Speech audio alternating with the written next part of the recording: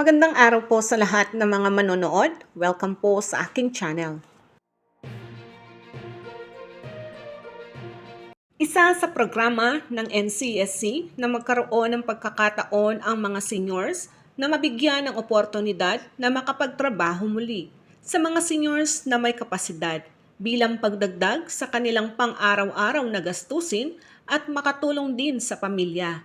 Bilang pagtugon sa programang ito, ang NCSC ay inaanyayahan ang mga seniors na nakatira sa City of Manila na sumali sa libreng 7 days training para sa tour guiding at kasaysayan ng Intramuros sa ilalim ng Tourism Legacy and Livelihood Program ng Department of Tourism at ng National Commission of Senior Citizens.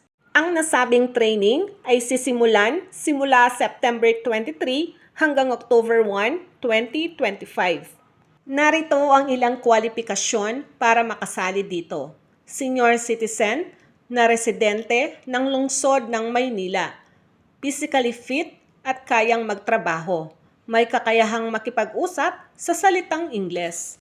Kung ikaw ay pasok naman sa kwalipikasyon, narito ang mga requirements. Application form na pwedeng i-download sa website ng mismong ncsc.gov.ph o kaya naman sa pamamagitan ng QR code.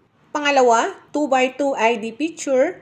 Pangatlo, CV o resume. Pang-apat, photocopy ng Senior Citizens ID mula sa Office of Senior Citizens Affairs o OSCA o mula sa eGov.ph. Narito naman kung paano mag-apply. Una, kompletuhin ang mga requirements at ipasa ito sa Gmail secad@ncsc.gov.ph.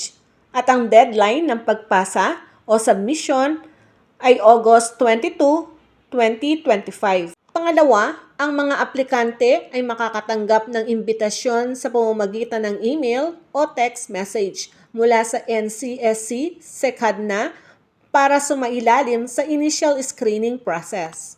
Pangatlo, ang mga pumasa sa NCSC screening process ay i-endorso sa Department of Tourism upang sumailalim sa profiling. Pang-apat, mula sa mga ini-endorso ng NCSC, pipili ang DOT ng 30 kalahok para sa 7 araw na pagsasanay.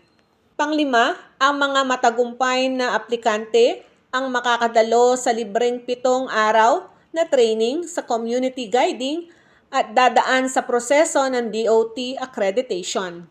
Ang DOT accreditation ay isang hiwalay na proseso na nangangailangan ng pagsusumite ng mga documentary requirements sa DOT. Ang mga nakapasa sa seminar at nakakumpleto ng mga kinakailangan dokumento sa accreditation ay magiging DOT accredited community tour guide sa Intramuros.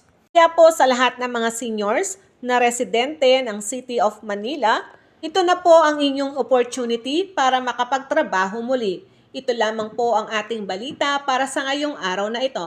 Have a nice day and God bless us all.